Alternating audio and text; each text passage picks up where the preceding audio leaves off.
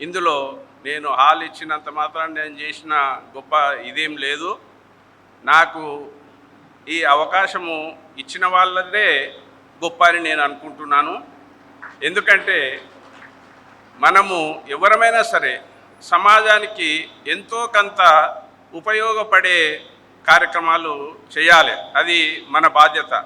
మనకు భగవంతుడు అన్నీ ఇచ్చినప్పుడు దాంట్లో నుంచి సమాజానికి మనము కొంత వెచ్చించడం మన బాధ్యత. అది తర్వాత ఈ వందే మాతరం ఫౌండేషన్ వాళ్ళు తీసుకున్నటువంటి ఈ గొప్ప కార్యక్రమం ఏదైతే ఉందో చాలా ఎంత దాని గురించి వర్ణించినా కూడా తక్కువనే చెప్పొచ్చు. మేమంతా కూడా ప్రభుత్వ పాఠశాలల్లోనే చదువుకున్నాము. మేము చదువుకునే రోజులలో ప్రైవేట్ స్కూల్సే లేవు అసలు. మావునార్లో ఒక ఎంబీసీ స్కూల్ తప్పితే ప్రైవేట్ స్కూలే లేదు.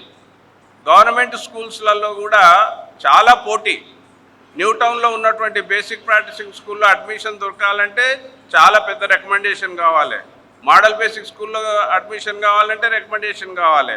షాబజార్ స్కూల్లో అంటే అయితే అట్లా అప్పట్లో మేము చిన్నగా ఉన్నప్పుడు అన్ని ప్రభుత్వ పాఠశాలలే.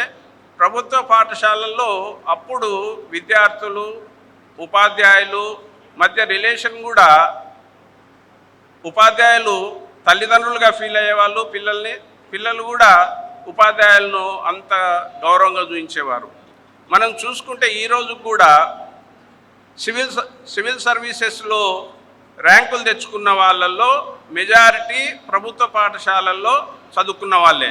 ఐఏఎస్లు కానీ ఐపీఎస్లు కానీ. ప్రభుత్వ పాఠశాలల్లో నైపుణ్యము లేదు అనేది ఏం లేదు. వాళ్లకు సరైన ప్రోత్సాహం లేదు. ఈ ప్రైవేట్ స్కూల్స్ బాగా వచ్చిన తర్వాత, కార్పొరేట్ స్కూల్స్ వచ్చిన తర్వాత ప్రభుత్వ పాఠశాలల్లో దానిపైన చాలా చులకన భావం ఏర్పడింది. అందుకొరకే మామూలు వాడు కూడా ఏదో ప్రైవేట్ స్కూల్లో చేర్పియాలనే ధోరణిలో ఉన్నారు.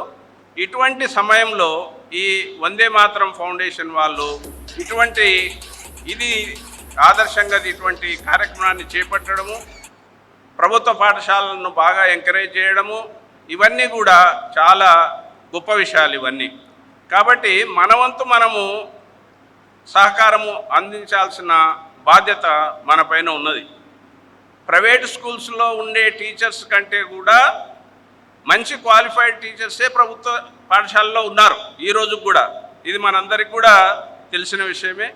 కాబట్టి ఉపాధ్యాయులు అనుకుంటే ప్రభుత్వ పాఠశాలల్లో విద్యార్థుల నైపుణ్యాన్ని పెంచడం అనేది పెద్ద సమస్య కాదు.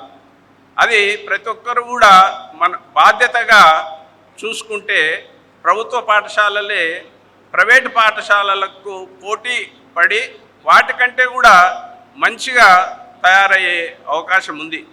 కాబట్టి ఇక్కడికి వచ్చినటువంటి ఉపాధ్యాయులు, పిల్లలు, పేరెంట్స్ అందరికీ కూడా నా రిక్వెస్ట్ ఏంటంటే ప్రభుత్వ పాఠశాలను ఎంకరేజ్ చేయండి, ప్రభుత్వ పాఠశాలలో చేర్పించండి.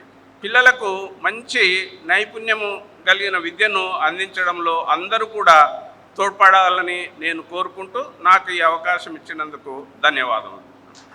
Subscribe to our channel, click the bell icon and